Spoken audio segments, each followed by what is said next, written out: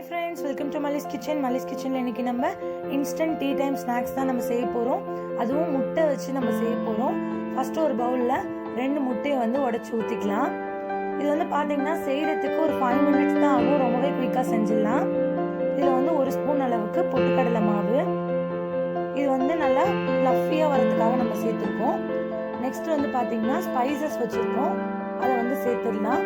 மிளகுத்தூள், மிளகாய் தூள், சில்லி ஃப்ளேக்ஸ் வச்சிருந்தோம். சால்ட்டு, சோம்புத்தூள், ஜீரகத்தூள் எல்லாத்தையும் சேர்த்தாச்சு.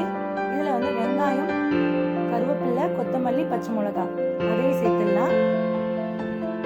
சேர்த்துட்டு இதில் நம்ம இப்போ கலந்து விட்டு போகிறோம். நல்லா ஃபர்ஸ்ட் ஸ்பூன் வச்சு கலந்துக்கலாம். ஒரு 1/4 ஸ்பூன் அளவுக்கு இஞ்சி பூண்டு பேஸ்ட் போட்டுட்டு நல்லா மிக்ஸ் பண்ணிக்கோங்க.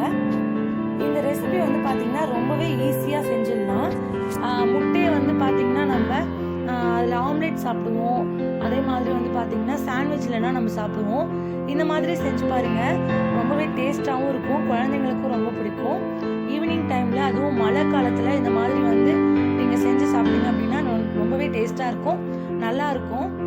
இப்போ பீட்டர் வச்சு நல்லா பீட் பண்ணிக்கலாம்.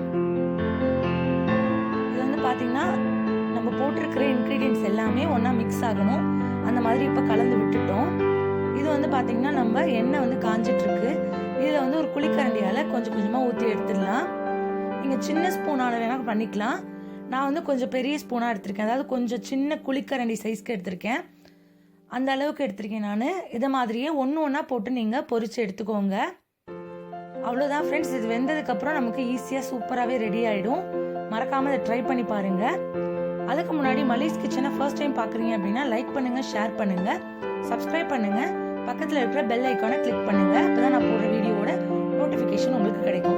இப்போ பாருங்க, கோல்டன் ப்ரௌன் கலர் வந்துருச்சு. இதை நம்ம எடுத்துடலாம். இதே மாதிரியே நம்ம எல்லாத்தையுமே நம்ம ஊற்றி பொரிச்சு எடுத்துடலாம். அவ்வளோதான் ஃப்ரெண்ட்ஸ், சூப்பரான ஸ்நாக்ஸ் நமக்கு ரெடி ஆயிடுச்சு. ரசிச்சு சமைங்க, ருசிச்சு சாப்பிடுங்க. தேங்க்யூ.